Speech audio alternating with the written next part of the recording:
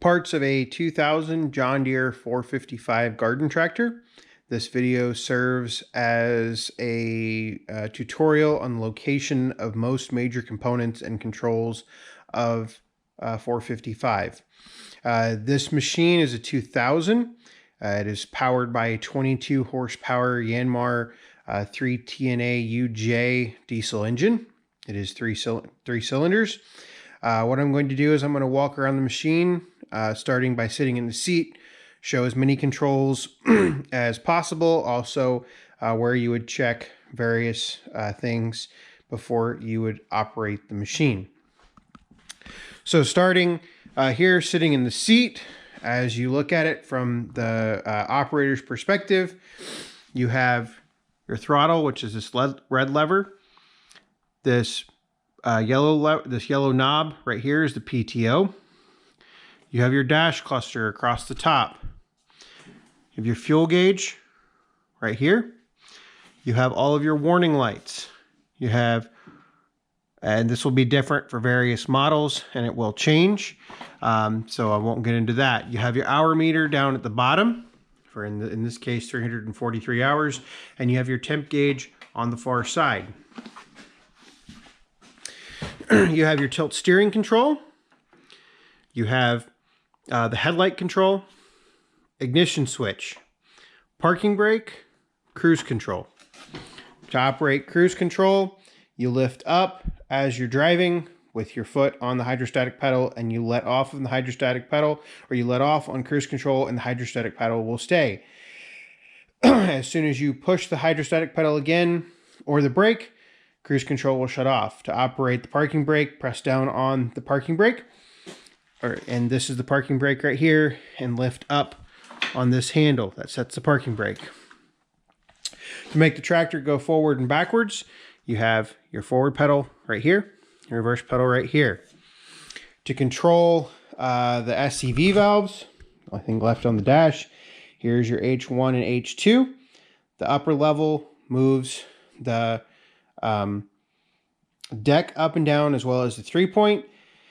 The bottom lever is for the front SCVs, and it does, this one is actually currently frozen, but it will also be able to put the blade and or blower into float mode by using the detente and pushing it forward. As we walk around, we have our fuse, our control board and fuse panel. We have the radiator overflow. This right here is our alternator. This is our starter. This is our exhaust manifold. This is our muffler. The water pump is right here at the end of the upper water hose, or the coolant hose. You have your engine fan. The fan is driven by the belt. The belt goes down to the pulley on the crankshaft of the engine. Off of the water pump is this bracket. This bracket controls the tension on the alternator. To control the tension on the belt runs the alternator. As we come forward, we have the battery compartment in the front. Have our headlights. Here we have our air filter. There's a primary and secondary air filter. On this lip right here should be an ejector. A dust ejector. Any particulates that get in the air system should be removed by this ejector. This machine will eventually have a ejector on it. It's just a little rubber piece. You have your flywheel. The flywheel has the timing marks to set the valve lash. As we move back around, you can see the rear of the air filter.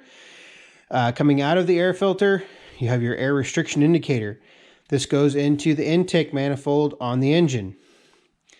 Air originates from this air hose that ends up right here. There's a side panel. There's a notch in the side panel that holds this up. As you can tell, if this is not held up, you will actually cut off the corner of the fan blades.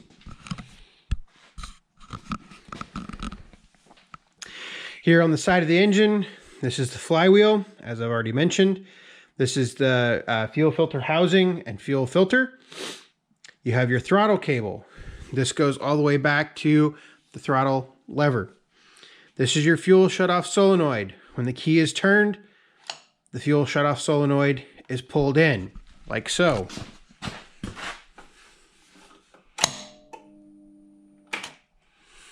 If there's no power to the fuel shutoff solenoid, then no fuel can get to the engine. What the fuel shutoff solenoid controls is it controls the ability of fuel to get to the injector pump. This right here is the injector pump. These are your fuel lines. Fuel line comes in. Fuel line comes in. As it comes in, it goes to the filter. It comes out of the filter and goes into the injector pump.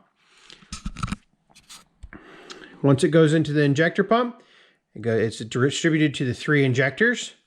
The 3 injectors are on top of the engine. 1, 2, 3. This is, like I said, a 3-cylinder engine.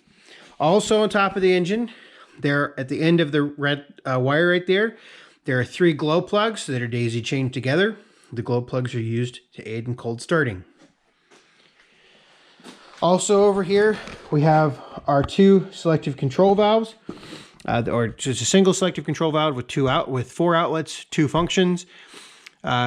Each one of these couplers will go to a hydraulic hose. At the same time in the front, we have the tie rod, we have the steering cylinder underneath the tractor. For the 4-5 machines, there are a couple different configurations for the steering cylinders, as well as a couple different part numbers. The early machines shared, the 2-wheel steer machines shared some parts with the 4-wheel steer machines with regarding a front pivot, etc. And just something to be aware of. As we move around to the back of the tractor, I think the only thing that I forgot is the oil dipstick to check the oil. And the oil filter is right here, as you can see right here. So let's come around to the back of the tractor. We have our fuel fill. If we tilt the seat up and the seat is pulled forward, we can check our transaxle oil level. In the very back of the machine, we have our 2 tail lights. We have our transaxle. The unit says Tough Torque on it. It is a Tough Torque K91 transaxle. We have our fuel tank. This right here, this cylinder, is your 3-point or your deck lift cylinder. This assembly right here is the rock shaft. The rock shaft, if you have a 3-point, will be replaced by the 3-point rock shaft. Other than that, I think that pretty much covers all of the major locations. I think the only thing looking at it, the 2 things I did not cover would be the diff lock right here. Depress the diff lock while moving forward or reverse in a straight line. It will lock the 2 rear tires together. And so one rear tire will not spin. Both rear tires will apply power to the ground. However, it's important that this function not be used when you're turning the machine. An open differential allows the tires to turn at different rates as you go around a corner. This right here is the mower deck height. This assembly right here adjusts the mower deck height up and down. To move the seat forward and back, this lever here will adjust the seat forward and backwards.